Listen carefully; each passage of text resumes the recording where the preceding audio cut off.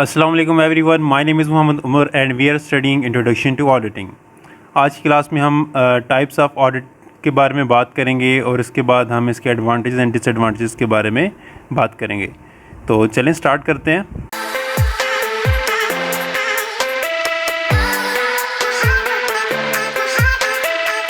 So there are three types of auditing.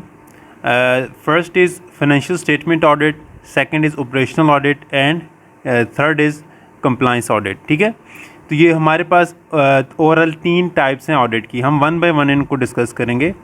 First we will discuss financial statement audit. It is also called statutory audit and also known as external audit. इसमें ये होता है कि जितनी भी financial statements होती हैं, company के बुक्स ऑफ अकाउंट्स होते हैं, अकाउंटिंग का जितना सिस्टम मैनेज किया जा रहा होता है वो उसमें देखा जाता है कि क्या जो कंपनी और मैनेजमेंट है वो फाइनेंशियल स्टेटमेंट्स जो हैं वो IFRS और कंपनीज एक्ट 2017 को कॉम्प्लाई कर रही हैं या नहीं, उनके अकॉर्डिंगली काम कर रही हैं या नहीं, उसमें ये देखा जाता है। इन दोनों के अकॉर्डिंगली काम किया जा रहा हो, international financial reporting standards IFRS and companies act 2017 के मुताबिक काम कर रही हैं, तो इसका मतलब है they are presenting true and fair view of the company. It is a general audit. ये जनरल ऑडिट होता है, मतलब कि पूरी कंपनी का ऑडिट होता है, जिस तरह हमने लास्ट क्लास में लेक्चर 5 में देखा था।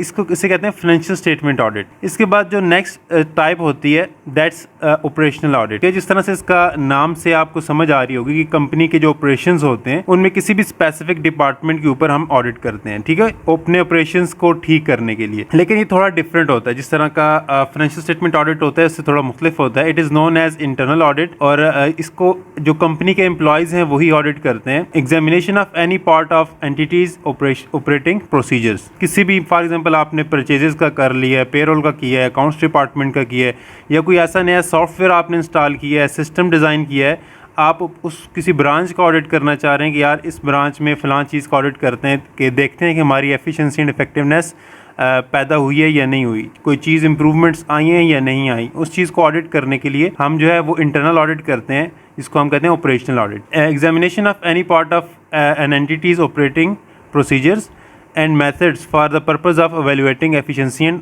इफेक्टिवनेस। तो हमारा मकसद इससे क्या होता है कि हमने चेक करना होता है कि हमें एफिशिएंसी एंड इफेक्टिवनेस हासिल हुई है या नहीं। It is a specific audit. For example आपने कंपनी के अंदर पेरोल की जो डिपार्टमेंट है जहाँ पे सारे एम्प्लॉयज़ की सैलरीज़ वगैरह और पेरोल तैयार होता है, वहाँ पे आपने कोई नया सॉफ्टवेयर या सिस्टम डिज़ाइन किया है, उसके अंदर कुछ चेंजेस लाए हैं। आप समझते हैं कि जो पहले वाला सिस्टम था उसके अंदर कुछ डेफिशिएंसीज थी और अब जो हम उसके अंदर चेंजेस लेके आए हैं उसको अपडेट किया है, इसकी वजह से हमारी कंपनी या पेरोल डिपार्टमेंट मोर एफिशिएंट हो जाएगा। आफ्टर अ मंथ आपने उसका जिस इंटरनल ऑडिट किया कंपनी के एम्प्लॉयज़ के ज़रिए, उन्होंने जाके देखा और उसमें देखा कोई एरर तो नहीं है, कोई प्रॉब्लम तो नहीं है, और उसके बाद अपनी रिकमेंडेशंस दी कि ये सही चल रहा है या नहीं चल रहा है, एफिशिएंसी एंड इफेक्टिवनेस जो है वो इम्प्रूव हुई है या नहीं। इसे कहते हैं ऑपरेशनल ऑडिट। एंड जो थर्ड टाइप थी compliance audit, to determine whether the entity is following specific procedures rules और regulation set by some higher authority. इसमें हायर अथॉरिटी की बात होती है कि जो कंपनी की या किसी इदारे की हायर अथॉरिटी है उसने जो रूल्स एंड रेगुलेशन सेट किए हुए हैं, तो उसमें देखा जाता है कि क्या वो इदारा उन रूल्स एंड रेगुलेशंस को फॉलो कर रहा है या नहीं, उसके साथ उसका कंप्लायंस है या नहीं। Audit report evaluate the strength and comprehensiveness of an organisation's compliance preparation, security policies, user access control and risk management procedures. तो यहाँ पे कुछ बातें बताई गई हैं। फॉर एग्जांपल सिक्योरिटी पॉलिसीज है, ऑर्गेनाइजेशंस कंप्लायंस प्रिपरेशन है कि जो हायर अथॉरिटी की वजह से ऐसी रूल्स एंड रेगुलेशंस बताई गई हैं, क्या उसकी प्रिपरेशन उनके पास है या नहीं, उसके ऊपर काम हो रहा है या नहीं, ठीक है। उसके बाद यूजर एक्सेस कंट्रोल।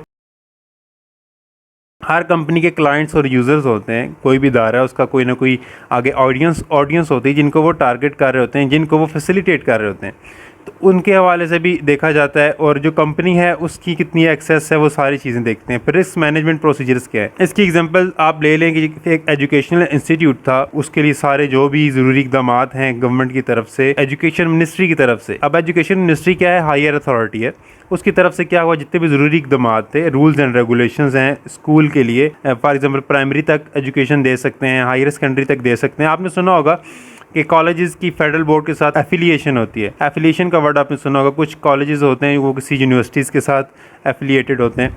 इस तरह से स्कूल्स होते हैं उनकी भी बोर्ड के साथ। अब अगर आप हायर एजुकेशन दे रहे हैं या हाई स्कूल लेवल के ऊपर दे रहे हैं, 9th और 10th मैट्रिक की एजुकेशन दे रहे हैं, तो आपको किसी बोर्ड के साथ एफिलिएट होना पड़ता है। उसके लिए फिर कुछ क्राइटेरिया होता है जिनके मुताबिक आप काम करते हैं, तब आप एफिलिएट हो पाते हैं। और जो मिनिस्ट्रीज़ और जो मिनिस्ट्रीज़ के ऑडिटर्स होते हैं वो कंप्लाइंस ऑडिट करते हैं, वो जाके चेक करते हैं कि उनके रूल्स एंड रेगुलेशंस को कंप्लाई किया जा रहा है या नहीं। ठीक है, इसको हम टेबल की फॉर्म में देखते हैं तो हमें ज़्यादा आसानी से समझ आएगा। First is financial statement audit. इसके एग्जांपल में हम ले लेते हैं कि annual audit of General Motors financial statement. कोई General Motor as a example ले लें, उसकी फाइनेंशियल स्टेटमेंट का एनुअल ऑडिट जो पब्लिक लिमिटेड कंपनी के लिए ज़रूरी होता है कि वो साल में अपना एक ऑडिट करवाए। क्वांटिफाइबल इन्फॉर्मेशन, फाइनेंशियल ऑडिट के लिए जो क्वांटिफाइबल इन्फॉर्मेशन होती है, जिसको क्वांटिफाई किया जाता है, जिसको ऑडिट किया जाता है, वो होती है फाइनेंशियल स्टेटमेंट्स। आपने जो 5 फाइनेंशियल स्टेटमेंट्स के बारे में पढ़ा है, balance sheet, income statement, statement of cash flow, statement of changes in owners equity, और उसके बाद नोट्स। ये इन सारी चीज़ों को एक क्वांटिफाइबल इन्फॉर्मेशन में आती हैं। फिर एस्टैब्लिश्ड क्राइटेरिया, किस क्राइटेरिया के अगेंस्ट आप अपने स्टेटमेंट्स को चेक करेंगे। ठीक है, तो वो जो हम पहले बात कर चुके हैं, IFRS एंड कंपनीज एक्ट 2017। उसके साथ अवेलेबल एविडेंस, आपके पास अवेलेबल एविडेंसेस में क्या आता है, documents, records, outside sources of evidence. For example जितनी भी इनवॉइसेस हैं, टैक्स इनवॉइसेस होगी, और रिकॉर्ड जो बुक कीपिंग हुई है, बुक जो अकाउंट्स में बुक्स ऑफ अकाउंट में जितनी भी उसमें मालूमात हो गई, फिर डॉक्यूमेंट्स होते हैं इस तरह के जो कि एज एन एविडेंस यूज़ किए जाते हैं कि ये इनके पास ये चीज़ें मौजूद हैं। ठीक है, ये सारी चीज़ें इस कंपनी के अंदर ठीक चल रही हैं, उनमें एज एविडेंस देखा जाता है चीज़ों को। ऑपरेशनल ऑडिट में क्या होता है, evaluate the computerized payroll procedure for subsidiary is operating efficiently and effectively। इसमें वही एग्जांपल है जो मैंने आपको बताई थी पेरोल की, कि अगर किसी एक कॉरपोरेशन है, उसकी एक सब्सिडरी है किसी इलाके में, वहाँ पे उन्होंने कोई कंप्यूटराइज सिस्टम अपडेट किया है। फॉर एग्जांपल पहले वो एक्सेल पे काम करते थे, माइक्रोसॉफ्ट एक्सेल पे, उसके बाद उन्होंने अपडेट करके कोई और सॉफ्टवेयर अडॉप्ट किया, फिर अब वो ओरेकल और सैप के ऊपर काम कर रहे हैं। उसका यह है कि आप देखेंगे कि हमने जब शिफ्ट किया है अपनी चीज़ों को, एक एक्सपेंसिव टूल है उसको यूज़ किया ताकि हमारी एफिशिएंसी एंड इफेक्टिवनेस बढ़ जाए, तो एक कॉस्ट बेनिफिट एनालिसिस होता है एक तरह का, कि वो देखते हैं कि हमारा खर्चा कितना आया और हमें बेनिफिट कितना हो रहा है, वो ऑपरेशनल ऑडिट करते हैं। इसमें जो क्वान्टिफाइबल इंफॉर्मेशन होती है वो अब जो डिपार्टमेंट है उसके हिसाब से होती है।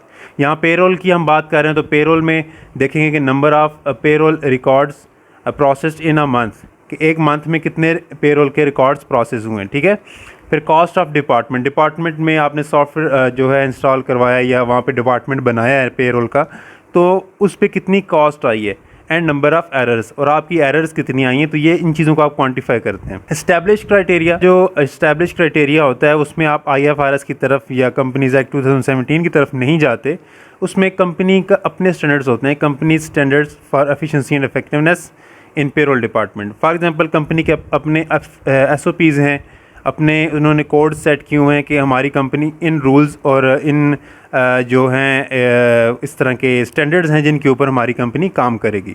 जिस तरह से आप अगर किसी कंपनी के फ्रेंचाइज़ खोलते हैं तो उससे पहले मेक श्योर करते हैं कि आप उनके जो बुनियादी स्टैंडर्ड्स हैं, बेसिक स्टैंडर्ड्स हैं, उनको फॉलो कर रहे हों, वो सारी चीज़ें अवेलेबल हों, ताकि उनकी कस्टमर सर्विस को या उनकी रेपुटेशन को नुकसान ना पहुँचे। तो वो अपने स्टैंडर्ड्स उन्होंने एक सेट किए होते हैं। इसमें देखा जाएगा कि पेरोल के लिए जो स्टैंडर्ड सेट किए गए हैं, क्या हमारा वो सारे स्टैंडर्ड्स मीट हो रहे हैं या नहीं हो रहे। ठीक है, तो एविडेंस में हमारे पास ऑब्वियसली जिस तरह से यहाँ पे हमने डॉक्यूमेंट्स थे हमारे पास, तो यहाँ पे हमारी जो फाइंडिंग्स होंगी वही होंगी कि एरर रिपोर्ट होगी, payroll records and payroll processing cost. ठीक है, तो ये 3 चीज़ें आएंगी हमारे पास जिनको इंटरनल ऑडिटर रिकमेंड करेगा कि इसमें एरर्स हैं या नहीं हैं, फिर रिकॉर्ड कितना है, कितना प्रोसेस हुआ है। फॉर एग्जांपल पहले जहाँ पे जिस तरह बात हुई है ना, आप देखते हैं कि number of payroll records process in a month, कि पहले फॉर एग्जांपल एक महीने में 50 पेरोल रिकॉर्ड्स प्रोसेस होते थे, तो हमें ज़्यादा की ज़रूरत थी, हमारी एम्प्लॉयज़ की तादाद बढ़ गई है, कंपनी की रिक्वायरमेंट्स ज़्यादा हो गई हैं। तो अब आपने क्या किया है नए सिस्टम के ज़रिए, क्या आप 70, 80, 100 पेरोल रिकॉर्ड्स पर मंथ कर सकते हैं या नहीं। ठीक है, उस चीज़ में देखेंगे कि इम्प्रूवमेंट किस तरह आ रही है। तो यहाँ पे इन चीज़ों को एज एन एविडेंस देखेंगे कि ये एविडेंस है हमारे पास, एरर रिपोर्ट ये है, पेरोल रिकॉर्ड्स ये हैं और कॉस्ट इतनी है। ठीक है, तो next is compliance audit. Compliance audit में हमारे पास जिस तरह हमने पहले बात की, एक हायर अथॉरिटी होती है जो कि रूल्स एंड रेगुलेशंस बताती है, वो कोई कंपनी या कोई भी इदारा उससे फॉलो करता है। For example there is a business जिसने बैंक से लोन लेना है। यहाँ पे क्या करेगा compliance audit, determine if bank requirements for loan continuation has been met, के बिजनेस ने जो लोन लेना है, बैंक जो है इस केस में एक हायर अथॉरिटी है जो कि लोन कंटिन्यूएशन की रिक्वायरमेंट्स को चेक करना चाहता है। इसमें अगर आप देखें जो क्वांटिफाइबल इंफॉर्मेशन में कंपनी रिकॉर्ड आएगा, बैंक कंप्लायंस ऑडिट उसको चाहिए होगा। फॉर एग्जांपल अगर आपका जो पहले का ऑडिट होता है, क्योंकि एक जनरल ऑडिट जो होता है फाइनेंशियल स्टेटमेंट ऑडिट पूरी कंपनी का होता है, अगर कंपनी ने फाइनेंशियल स्टेटमेंट ऑडिट नहीं करवा रखा तो उस केस में ये हो सकता है कि बैंक रिक्वायरमेंट करे कंप्लायंस ऑडिट का अपनी रिक्वायरमेंट्स के हिसाब से। तो उसमें उसको कंपनी का रिकॉर्ड चाहिए होगा जिसकी बेस के ऊपर वो कैलकुलेशंस करेगा और ऑडिट करेगा। वहाँ पे establish criteria loan agreement provisions होंगी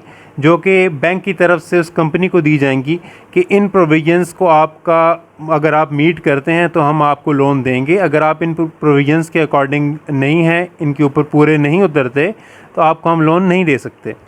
एविडेंस जो है अवेलेबल एविडेंस में financial statements and the calculations by the auditor, जो ऑडिटर कैलकुलेशन करता है अपने वो जो कंपनी रिकॉर्ड होता है उसको देखते हुए, और फाइनेंशियल स्टेटमेंट्स ये एज एन एविडेंस होती हैं कंपनी की बैंक के पास कि उसकी बेस पे वो अपना डिसीजन मेक करता है और बैंक को फिर लोन देना है या नहीं देना वो अपना वो डिसाइड कर लेता है। तो यहाँ तक हमारी ये 3 टाइप्स थी ऑडिट की जिसके ऊपर हमने बात की। आगे हम बात करेंगे कि इसके एडवांटेजेस एंड डिसएडवांटेजेस क्या हैं। तो पहले हम एडवांटेजेस के ऊपर बात करते हैं। First is dispute between management. इस तरह होता है कि अगर आपका ऑडिट नहीं हो रहा तो मैनेजमेंट जो होती है, जो मैनेजमेंट में लोग काम कर रहे होते हैं, ये हो सकता है कि उनके दरमियान डिस्प्यूट आ जाए। ये हो सकता है कि कुछ लोग कहें कंपनी जो है वो प्रॉफिट कमा रही है, टॉप मैनेजमेंट अपनी सैलरीज बढ़ा रही है, नीचे वाले वो जो लोग हैं वो कहें हमारी सैलरीज इंक्रीज़ नहीं हो रही या हमसे सही नहीं बोला जा रहा, या जो मैनेजमेंट के पोजीशन के टॉप पोजीशन पे लोग हैं उनके दरमियान कोई डिस्प्यूट आ जाए तो उसको रिजॉल्व करने के लिए एक ऑडिट ज़रूरी होता है, ताकि वो क्या करें, वो उस ऑडिट की बुनियाद पे फैसला करें और उनके दरमियान किसी किस्म की मिसअंडरस्टैंडिंग डेवलप ना हो। याद रहे कि जो हम एडवांटेजेस पढ़ रहे हैं और डिसएडवांटेज पढ़ेंगे ये उन कंपनीज़ के बारे में हैं जिनके लिए ऑडिट ज़रूरी नहीं होता। फॉर एग्जांपल मैंने आपको 3 चीज़ें बताई थी। पब्लिक लिमिटेड कंपनी के लिए ऑडिट गवर्नमेंट की तरफ से ज़रूरी होता है। दूसरे नंबर पे जिस प्राइवेट कंपनी का पेड अप कैपिटल 3 मिलियन से ज़्यादा हो, और चौथे नंबर पे अगर कोई प्राइवेट कंपनी किसी पब्लिक लिमिटेड कंपनी की सब्सिडरी है, अगर इनके अलावा कोई कंपनी है जिसका 3 मिलियन से कम पेड अप कैपिटल है और वो पब्लिक कंपनी नहीं है और ना ही किसी पब्लिक कंपनी की सब्सिडरी है, तो उसके लिए ये होगा कि वहाँ पे डिस्प्यूट आ सकता है, तो उसको मैनेज करने के लिए वो ऑडिट करवा लेते हैं। ठीक है। सेकंड है मेजर चेंजेस इन ऑनरशिप। क्योंकि प्राइवेट लिमिटेड कंपनीज़ में या और कोई सोल प्रोप्राइटर बिज़नेस है, कोई इस तरह के छोटे मोटे बड़े बिज़नेस हैं, तो उनमें ऑनरशिप चेंज होती है कुछ टाइम के बाद। वहाँ पे आप कंपनीज़ के शेयर फ्रीली ट्रेड नहीं कर सकते। ठीक है। तो उसमें जब आपका ऑडिट हुआ होता है तो उसकी ऑडिट की वहाँ ज़रूरत पड़ती है, ताकि आप जो ऑनरशिप में चेंजेस आई हैं, कोई नया पार्टनर ऐड हुआ है या कोई बंदा छोड़ के गया है, तो अपने उसका जो बनता है उसमें शेयर, तो उस हिसाब से ऑडिट की ज़रूरत होती है कि हमारे सामने एक क्लियर पिक्चर आ जाए जिसकी बुनियाद पर हम इन चेंजेस को समझ सकें। And application to lender financial institutions for finance. For example अगर किसी कंपनी ने लोन लेना है, ठीक है, कर्ज़ लेना है किसी बैंक से, ठीक है, तो अब बैंक जो है उसको भी ऑडिट रिपोर्ट की ज़रूरत होती है। वो उसको देखेगा कि कंपनी का पिछला रिकॉर्ड क्या है, इन्होंने पहले भी लोन लिया है या नहीं। तो वो जो लेंडर होता है, जो लोन देने वाला होता है, उसकी रिक्वायरमेंट होती है कि वो पहले आपकी ऑडिट रिपोर्ट देखे, फिर उसका एक उसका आपके ऊपर एक कॉन्फिडेंस और ट्रस्ट डेवलप होता है कि वो आपको लोन देगा या नहीं देगा, आपको फाइनेंस करे या ना करे। ठीक है। तो इसमें आप ये भी समझ लें, फॉर एग्जांपल कोई आपके साथ पार्टनरशिप में आना चाहता है, तो ऑब्वियसली वो भी अपना इन्वेस्टमेंट करेगा आपके साथ, तो वो आप कंपनी को फाइनेंस करेगा। तो उसके लिए ज़रूरी है कि उसको पता होना चाहिए कंपनी की जो रिकॉर्ड है वो कैसा चल रहा है। और थर्ड में हमें कंपनी के सारे अकाउंट्स का, फाइनेंसेस का इन डेप्थ एग्जामिनेशन मिल जाता है। अच्छा, इसके बाद डिसएडवांटेजेस की तरफ आते हैं। तो डिसएडवांटेजेस हमारे पास 2 हैं। पहला है ऑडिट फ़ी, क्योंकि कंपनी के लिए जो मैंने जिन कंपनीज़ का आपको बताया है उनके लिए लाजमी नहीं होता कि वो ऑडिट करवाएं। ठीक है। गवर्नमेंट की तरफ से वो जो पहले बेनिफिट्स गुजरे हैं, इसके एडवांटेजेस गुजरे हैं, उनको हासिल करने के लिए, उन रिक्वायरमेंट्स के लिए अपना ऑडिट करवाती हैं। तो उसके लिए उन्हें फ़ी देनी पड़ती है, हालांकि उनके लिए रिक्वायरमेंट गवर्नमेंट की तरफ से नहीं थी, उनको एक्सपेंस पड़ता है ऑडिट के लिए। दूसरा होता है time to provide information to auditor. Obviously जब ऑडिटर आता है तो कंपनी जो होती है अपनी मैनेजमेंट से एक टीम होती है, स्पेशल टीम जो है वो असाइन करती है कि आपने ऑडिटर को इन्फॉर्मेशन प्रोवाइड करनी है। तो कंपनी को जो उनका एम्प्लॉय अपना टाइम स्पेंड करता है उसको इन्फॉर्मेशन प्रोवाइड करने में, या जो टाइम उसको इन्फॉर्मेशन देने में यूटिलाइज होता है, वो भी एक डिसएडवांटेज होता है कि कंपनी का टाइम यूज़ हो रहा है वहाँ पे। तो आपने एक बंदा मुस्तकिल तौर पर उनके साथ अटैच कर दिया है और उसका टाइम सारा उन्हीं उस ऑडिटर की तरफ जा रहा है। तो ये दो एक हमारे पास सिर्फ डिसएडवांटेजेस हैं। देखा जाए ओवरऑल तो हमारे पास एडवांटेज ज़्यादा हैं और डिसएडवांटेजेस जो हैं वो भी थोड़े लॉजिकल हैं। ऐसे नहीं है कि जिसमें कोई लॉस या थ्रेट हो। तो इसमें इसलिए ऑडिट्स जो हैं वो करवाए जाते हैं जब भी, जैसे ही कोई बिज़नेस जो है वो ग्रो करता है, थोड़ा लार्ज एक्सटेंट पे उसका बिज़नेस होता है, तो उसके लिए ज़रूरत बन जाती है कि वो ऑडिट करवाए ताकि उसको अंदाज़ा हो कि वो उसकी ग्रोथ किस तरह हो रही है और वो फ्यूचर के लिए डिसीजन ले सके। तो यहाँ पे हमारी क्लास एंड होती है। तो इंशाल्लाह नेक्स्ट वीडियो में मिलते हैं। अल्लाह हाफिज़।